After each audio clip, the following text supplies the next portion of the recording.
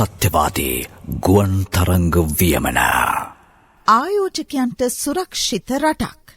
වත්මන් රජය යටතේ මෙරටට පැමිණෙන ආයෝජකයන්ගේ සහ ආයෝජනවල සුරක්ෂිතභාවය තහවුරු කර ඇති බව ජනාධිපති අනුර කුමාර දිසානායක අවධාරණය කර තිබේ. මෙරට ආයෝජන සඳහා ඇති අවස්ථා ව්‍යාපාරික පරිසරය සහ නීතිමය තත්ත්ව පිළිබඳ අධ්‍යයනය කිරීමේ අරමුණින් ශ්‍රී ලංකාවේ සංචාරයක නිරත ඇමරිකානු ව්‍යාපාරික නියෝජිතයින් පිරිසක් සමග පසුගිය සතියේ සිදු කළ සාකච්ඡාවේදී ජනාධිපතිවරයා මේ සහතිකය ලබා දී ඇත. ආයෝජන සම්බන්ධයෙන් අපේ රටේ පැවතියේ බරපතල අක්‍රමවත් බවකි. ආයෝජකයන්ට ලංකාවේ ආයෝජන සිදු කිරීමට නම් ඇමතිවරුන්ගේ සිට රාජ්‍ය නායකයන්ද ප්‍රාදේශීය දේශපාලකයන්ද රාජ්‍ය නිලධාරීන්ද යන සියලු දෙනාට දොළපිදේනි ලබා දීමට සිදු වූ සංස්කෘතියක් විය. බොහෝ අවස්ථාවල සිදු වුණේ අක්‍රමිකතා නිසා හෙම්බත් වුණු ආයෝජකින් වෙන රටවල් වලට ඇදී යාමය. අමාරුවෙන් ආයෝජනයක් සිදුකොට ව්‍යාපාර පවත්වාගෙන යන ආයෝජකයන්ටද අනේක විද දුෂ්කරතාවලට මුහුණ පෑමට සිදුවිය.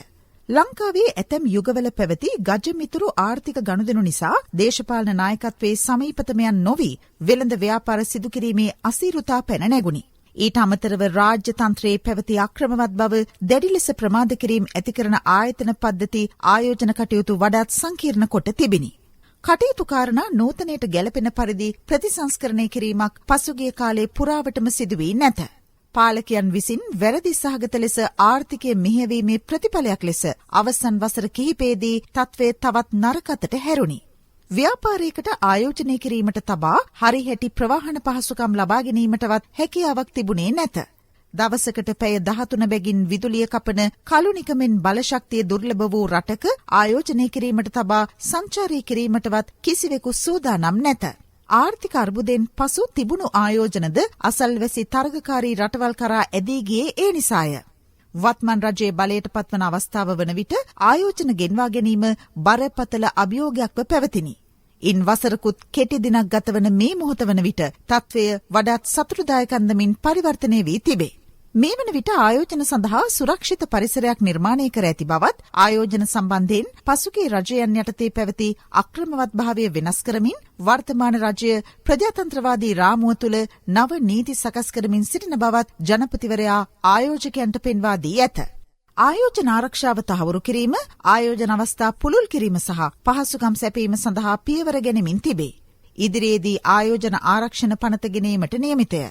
කාර්යක්ෂම රාජ්‍ය සේවයක් නිර්මාණය කිරීම, රාජ්‍යතාන්ත්‍රික සම්බන්ධතා පාරදෘශ්‍ය අයුරින් පවත්වා ගැනීම සහ ඩිජිටල්කරණය ඔස්සේ වැඩ කටයුතු වඩාත් පහසු, කාර්යක්ෂම සහ විශ්වසනීය කර ගැනීමට කටයුතු කරමින් තිබේ. තාක්ෂණික බාධාවන් ජය ගැනීමට නියමිතය. ක්‍රෝ හෝල්ඩිංස් සභාපති හාලන් ක්‍රෝ, ඇමරිකා එක්සත් ජනපද ඉන්දියානු සබඳතා සහ M&A ව්‍යාපාර ප්‍රධානී ක්‍රිෂ්නා බාලම්, හඩ්සන් ඉන්ස්ටිටියුට් සභාපති සාරා ස්ටර්න්, ඊගල් කැපිටල් මැනේජ්මන්ට් නිර්මාතෘ සහ සම ප්‍රධාන ආයෝජන නිලධාරී රෙවෙනල් බී කරි, බිලිංස්ලි සමාගමෙහි සම නිර්මාතෘ ලුසි බෙලිංස්ලි වැනි ඇමරිකා එක්සත් ජනපදයේ ප්‍රමුඛ පෙළේ ව්‍යාපාරිකයන් රැසක් ලංකාවේ ප්‍රගතිය නිරීක්ෂණය කිරීමට සම්බන්ධ වී තිබේ. දශක ගණනක අක්‍රමිකතා සහ වෙනත් දුබලතා බාධකයන් ඉවත් කරමින් රට ලෝකයේ ආයෝජකයන් ආකර්ෂණය කරගත හැකි කේන්ද්‍රස්ථානයක් බවට පත් කිරීම සුළුපටු කටයුත්තක් නොවේ. ඒ සඳහා සමස්ත රාජ්‍ය තන්ත්‍රයේ පුරාම ප්‍රතිසංස්කරණ රැසක් සිදු කිරීමටත් යටිතල පහසුකම් සැපීමටත් අවශ්‍ය වේ.